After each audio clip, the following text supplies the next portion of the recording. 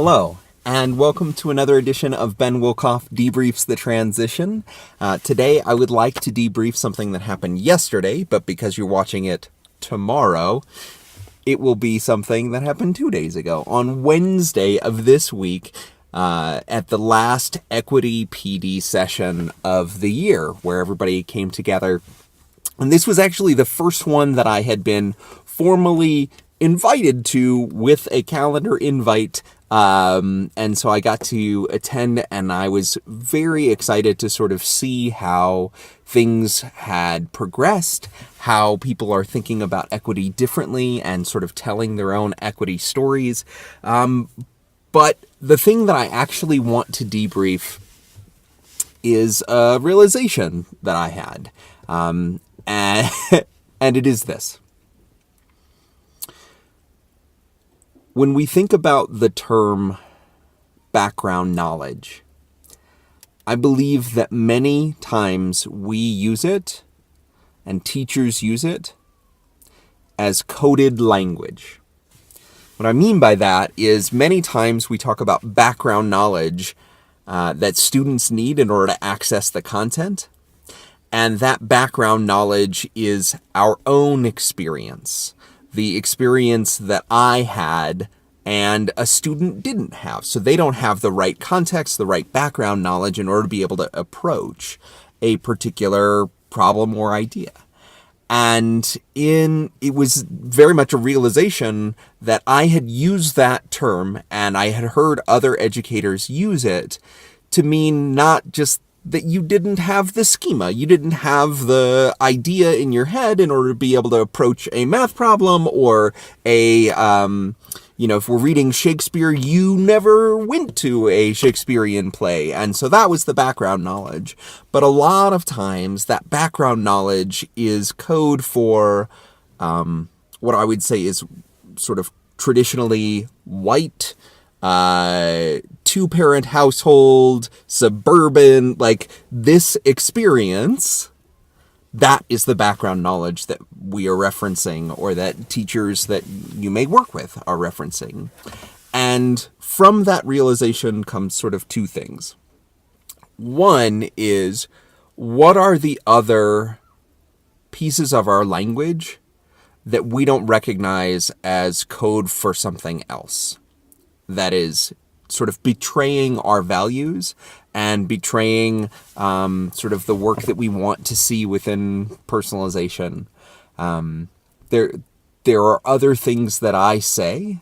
Another one that I tend to use a lot is guys, when I actually mean that as a catch-all for all people.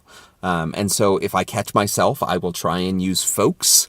But that also it can be coded. And so I'm just very aware of the way in which our language means different things to different people. And we've talked about that a little bit as we've been talking about the transition. But I'm thinking about, what are the other codes that we send to one another that betray our values, or that put us in a place of inequity rather than striving for asset focused, or for our ability to create relationships with the people that are the ones that we are in support of. So that's sort of thing one about this realization. The other component of this realization, thing two, is that we don't often notice the moment, the aha moments that we have on a regular basis. And maybe I'm just speaking for myself, but a lot of times where we have that moment of, oh, this means something different than what I thought it meant. Or I learned something that fundamentally changed the way in which I approach a problem.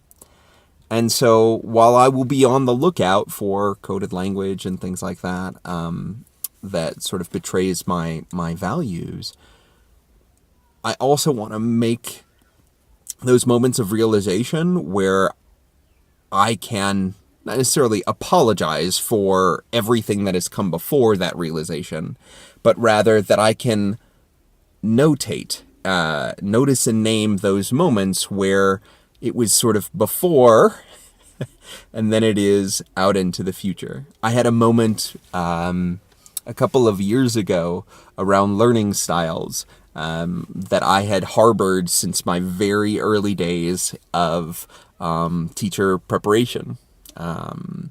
And there was before that moment where I had built lots of things for learning styles, and then that moment of realization where I actually listened to others who were harmed by the labeling and by the overemphasis on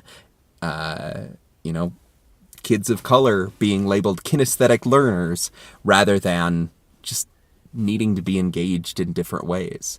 And so that moment of realization caused lots of other moments to happen. And so I'll leave you with that. What is the coded language that we use that betrays our values? And how do we use those moments of realization about that and about all of the other realizations that we have in order to sort of demarcate when we are ready to move forward? I hope you have a great Friday, a great day of teaching, learning, leading, and creating. I'll talk to you soon.